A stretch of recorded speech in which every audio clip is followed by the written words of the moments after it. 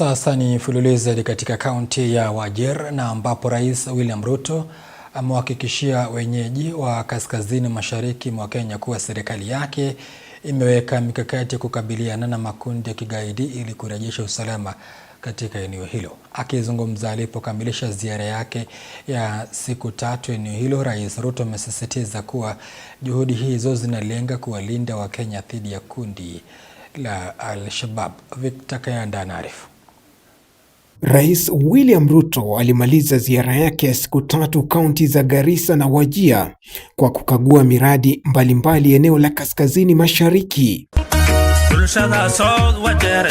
Akianza kwa kuzuru eneo la Kokulo kaunti ya Wajir ambapo alikagua barabara ya kilomita 750 ya Isiolo kuelekea Mandera na mradi wa usambazaji umeme mashinani, kabla ya kuelekea eneo la Eldas ambapo alizindua mradi wa usambazaji wa maji na mradi wa ujenzi wa vyumba vya malazi katika chuo cha walimu wa shule za msingi. Haitawezekana tena ya kwamba mwananchi wa Kenya kwanza anadhulumiwa kwamba yeye ni raia Msomali, yeye anaulizwa maswali mengi, anabaguliwa, anadhulumiwa, anafanywa kuwa raia nusu wa Kenya. Hiyo haitafanyika tena katika taifa letu la Kenya.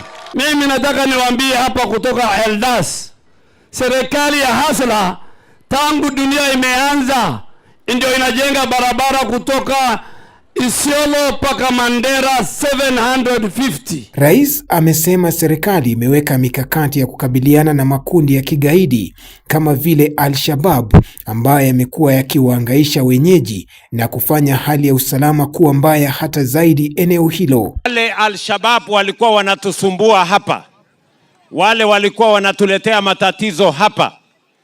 Nyinyi mnajua tumekabiliana na wao. Sasa watu wa hapa Kutulo wanaishi kwa amani, na mimi nataka niwahakikishie ya kwamba tukienda mbele, nia yetu ni kuhakikisha kwamba Kutulo, Tarbaj, Wajir na Northern Kenya iko salama, ndio muweze kuendelea na maisha yenu, watoto wenu wasome, ufugaji uendelee na tujenge taifa letu la Kenya. Ameelezea miradi ambayo serikali yake inafanikisha katika eneo hilo la kaskazini mashariki. Barabara niliwaeleza ili kuunganisha Northern Kenya kutoka Mandera mpaka Isiolo na Kenya ile ingine, tunawajengea barabara kubwa. Hiyo barabara itatugharimu bilioni 100 kujenga, lakini tutajenga kwa sababu ni haki ya watu wa Northern Kenya. Nyinyi mnanielewa jameni? Wengine walikuwa wananikejeli ati mimi na building the road to nowhere. Mimi nataka niwaambie Northern Kenya is not nowhere. Mambo ya Isiolo, Kulamawe, Madogashe, Samatar, Wajir, Kutulo paka Mandera. Wakora walianza kucheza kwa TikTok. Tumewakubali wacheze kwa TikTok, wapate pesa ya TikTok.